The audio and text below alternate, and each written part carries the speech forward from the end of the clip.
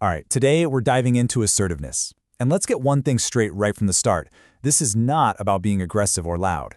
Not at all. It's about building a really crucial professional skill that makes sure your voice is actually heard and your ideas are respected. So let me just start by asking you a question.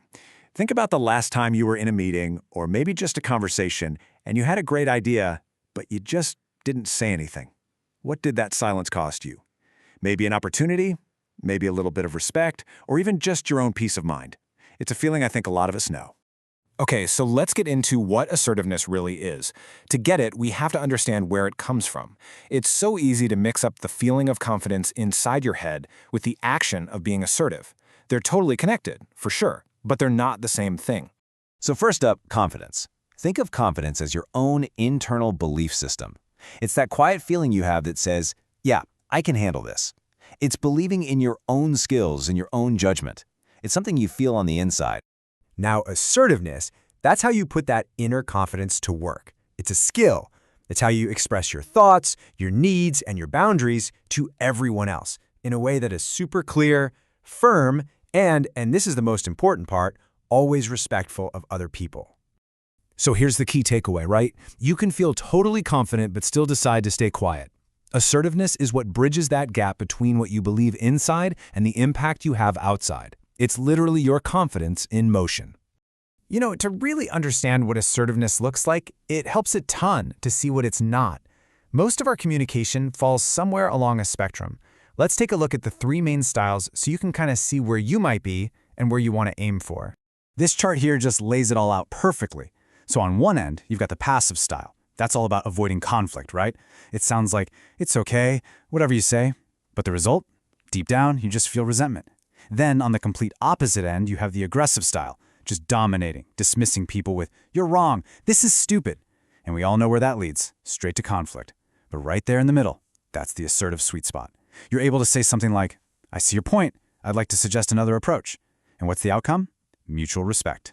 That's the goal. So this is the formula you've got to remember. Assertiveness isn't about winning. It's about being understood.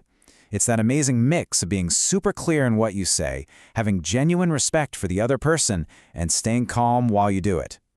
Okay, let's talk about one of the biggest and toughest parts of being assertive, just saying no. A lot of us think of it as something negative, but in a professional setting, a respectful no is actually a huge sign of focus and self-respect. It's a power move. So why is it so incredibly hard to say no? Well, these fears probably look pretty familiar, right? We're scared of rejection, we're scared of disappointing people, we're scared we'll miss out on some big opportunity down the line. It's just baked into us. We want to be liked. So we say yes to keep the peace, but a lot of the time it's at our own expense. So here is a simple, super practical little script you can start using right away. It's just 3 steps. First, you acknowledge the request. You show them you heard them. Second, you clearly state your boundary. That's the no part. And third, if it feels right, you can offer a respectful alternative. Let's see how that formula actually sounds. Thank you for considering me. That's step 1. You're acknowledging them. At the moment, I'm focused on, so I won't be able to take this on. That's step 2. Your clear boundary. But notice what's missing. There's no long, rambling apology. There's no over-explaining. It's just professional, respectful, and direct. Okay, so setting boundaries is kind of reactive. Now let's switch gears and talk about being proactive, about how to find your voice and share your ideas in those moments that really count, like at a big meeting or a job interview. Before you even open your mouth, your body is already talking for you.